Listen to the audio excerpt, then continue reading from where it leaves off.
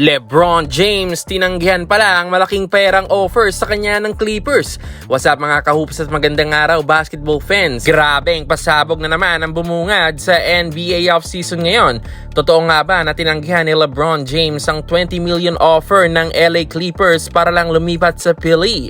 At ano itong deklarasyon ni Joel Embiid tungkol sa kanyang kalusugan? Usap-usapan ngayon sa US media ang report ni Dave McMenamin ng ESPN.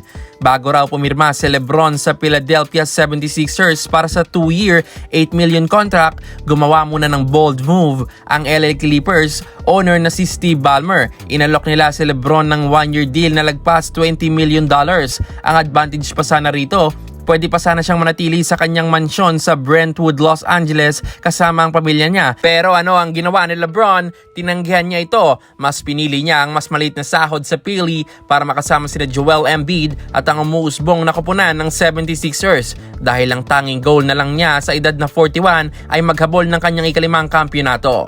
Para sa akin, solid na sakripisyo ito para kay LeBron James. Dahil nabanggit nga niya sa mga iilang interview at sa mga source na rin galing kay Rich Paul, tanging happiness na lang talaga ang habol ni LeBron sa NBA at hindi ang pera. At ang happiness na tinutukoy na iyon ay ang makapag-compete pa rin sa mataas na level kasama ang mga bago niyang teammate at kung papalarin ay masungkit ang inaasam-asam na ikalimang kampyonato. Speaking of Philly mga idol, usapang 76ers pa rin dahil dagsa ang star power sa team. Marami ang nagtatanong kung kaya ba silang buhatin ang kanilang MVP big man. Kaya naman nagpadala ng maikling mensahe si Joel Embiid. Sinabi niya dito, I am healthy. Kahit papano ay tuwang-tuwa naman ang mga Philippines dito sa update ni Embiid sapagkat ayaw na rin kasi nilang umasa at madisappoint lang sa uli kung magiging unhealthy ulit itong si Joel Embiid sa paparating na NBA season. Kung matatandaan natin mga kahoop, 38 games lang kasi ang nilaro ni Joel Embiid nung nakaraang 2025 and 2026 regular season at 7 games lamang ang nilaro niya sa playoffs dahil na naman sa mga naging injury nito. Ayon sa agent na LeBron na si Rich Paul, ito raw ang unang summer sa buong karir ni Embiid na wala siyang hinarap na kahit anong surgery.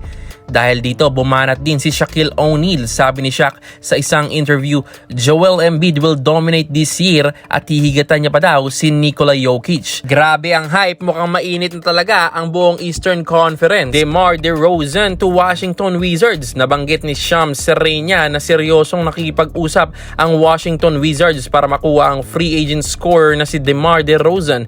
Matapos silang makakuha ng big names tulad ni Trae Young at DeAndre Ayton, tila nagbibuild ng sarili nilang super team ang Wizard.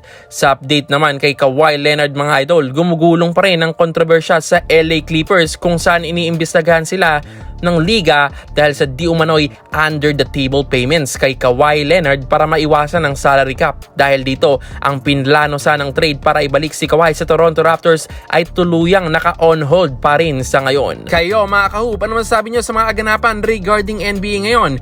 I-comment nyo lang sa baba, huwag nyo kalimutan mag-like and subscribe. Maraming salamat sa panonood mga kahoop.